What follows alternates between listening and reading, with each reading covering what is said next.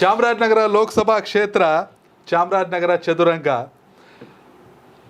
ಎಲ್ಲ ರೀತಿಯ ಚುನಾವಣೆಯನ್ನು ಮಾಡೋದಕ್ಕೆ ಸುನಿಲ್ ಬೋಸ್ ಸಮರ್ಥರು.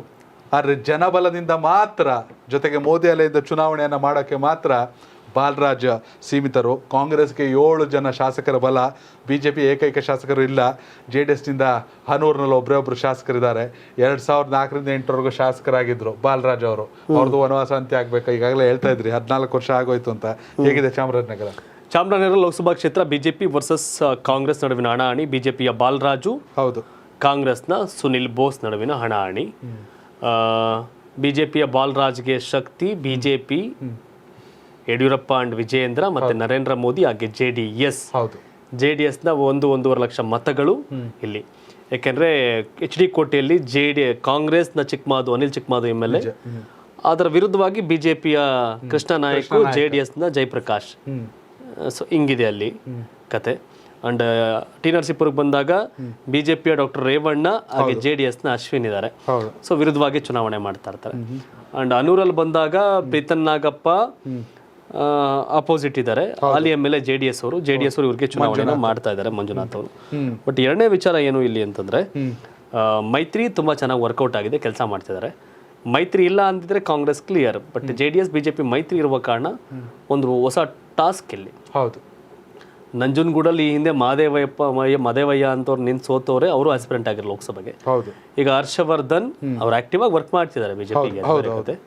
ಸೊ ಧ್ರುವ ನಾರಾಯಣ್ ಕಡೆಯವರು ಯಾರು ಬೆಂಬಲಿಗರಿದ್ದಾರೆ, ಅವ್ರು ಯಾರೂ ಕೂಡ ಬೋಸ್ ಪರವಾಗಿ ಮಾನಸಿಕವಾಗಿ ತನು ಮನ ಧನವನ್ನ ಎರೆದು ಚುನಾವಣೆ ಮಾಡುವ ಸಾಧ್ಯತೆಗಳು ತೀರಾ ಕಡಿಮೆ. ಯಾಕಂದ್ರೆ ಧ್ರುವ ನಾರಾಯಣ್ ಸತ್ತಾಗ ಆ ಕಿಚ್ಚು ಆಕ್ರೋಶ ಮಹದೇವಪ್ಪ ಮತ್ತು ಮಹದೇವಪ್ಪ ಮಗನ ಮೇಲಿತ್ತು. ಯಾಕೆಂದ್ರೆ ಧ್ರುವ ನಾರಾಯಣ್ಗೆ ಆ ಮಟ್ಟಿಗೆ ತೊಂದರೆ ಕೊಟ್ಬಿಟ್ಟಿದ್ರು ಇವರಿಬ್ರು ಅನ್ನೋದು ಆ ಚರ್ಚೆ.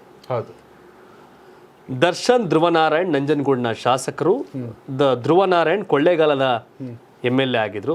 ಅದಾದ್ಮೇಲೆ ಚಾಮರಾಜನಗರ ಸಂಸದರಾಗಿದ್ರು. ಸೊ ಧ್ರುವ ನಾರಾಯಣ್ ಚಾಮರಾಜನಗರದ ದಲಿತ ನಾಯಕ, ಜೊತೆಗೆ ಜನಗಳ ಹತ್ತಿರದ ನಾಯಕ. ಮಹದೇವಪ್ಪ ಹತ್ರನ ದಲಿತ ನಾಯಕನಾಗಿ ಜನರಿಗೆ, ಧ್ರುವ ನಾರಾಯಣ ಹತ್ರ ಅಂದ್ರೆ Dhruva Narayana. Mahadevappa next level class, high class ನಾಯಕ. ಬಟ್ ಧ್ರುವ ನಾರಾಯಣ್ ಜನಗಳ ನಾಯಕ. ಮಹದೇವಪ್ಪ ಕೂಡ ಅವರವರು ಸಚಿವ ಸ್ಥಾನ ಇದ್ದಾಗ ಅವರವ್ರ ಜವಾಬ್ದಾರಿಗಳನ್ನ ನಿಭಾಯಿಸಿದ್ದಾರೆ. ಆದ್ರೆ ಜನಕ್ಕೆ ತುಂಬಾ ಹತ್ರ ಮಹದೇವಪ್ಪಂಗಿಂತ ಧ್ರುವ ನಾರಾಯಣ್. ಶ್ರೀನಿವಾಸ್ ಪ್ರಸಾದ್ ನೇರವಾಗಿ ಬಹಿರಂಗವಾಗಿ ಏನು ಮಾಡ್ತಿಲ್ಲ. ಶ್ರೀನಿವಾಸ್ ಪ್ರಸಾದೇ ಸೋತಿರಲ್ಲ ನಂಜನಗೂಡು ಚುನಾವಣೆ. ಶ್ರೀನಿವಾಸ್ ಪ್ರಸಾದ್ ಗೆಲುವಿದೆಯಲ್ಲ, ಅದು 1,500 ಓಟು ಅಷ್ಟೇ. ಧ್ರುವ ನಾರಾಯಣ್ ಕಳೆದ ಬಾರಿ ಸೋಲಲ್ಲ. ಶ್ರೀನಿವಾಸ್ ಪ್ರಸಾದ್ ಕಳೆದ ಬಾರಿಯದ್ದು ಗೆಲುವಲ್ಲ. ಸೊ ಹಾಗಾಗಿ ಈ ಬಾರಿಯ ಚುನಾವಣೆ ಧ್ರುವ ನಾರಾಯಣ್ ಬೆಂಬಲಿಗರು ಮನಸ್ಫೂರ್ತಿಯಾಗಿ ಸುನಿಲ್ ಬೋಸ್ಗೆ ಮಾಡುವ ಸಾಧ್ಯತೆ ತೀರಾ ಕಡಿಮೆ. ಮಾಡಲ್ಲ ಅಂತಾನೆ ಚರ್ಚೆ ಇದೆ.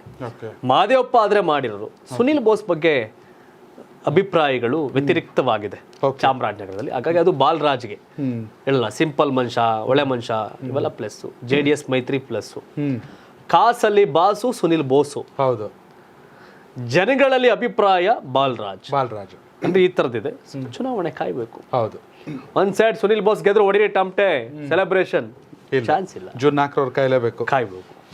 ವೀಕ್ಷಕರ, ಚಾಮರಾಜನಗರದ ಸಂಸದರು ಯಾರಾಗಬೇಕು? BJP ಅಭ್ಯರ್ಥಿ ಬಾಲರಾಜ್ ಅವರ, ಕಾಂಗ್ರೆಸ್ ಅಭ್ಯರ್ಥಿ ಸುನಿಲ್ ಬೋಸ್? ನಿಮ್ಮ ಅಭಿಪ್ರಾಯ ತಿಳಿಸಿ. ಹಾಗೆಯೇ ಯಾರು ಪ್ರಧಾನಿ ಆಗ್ಬೇಕು, ನರೇಂದ್ರ ಮೋದಿ ಅವರ, ರಾಹುಲ್ ಗಾಂಧಿನ? ಕಾಮೆಂಟ್ ಮಾಡೋದನ್ನ ಮರಿಬೇಡಿ.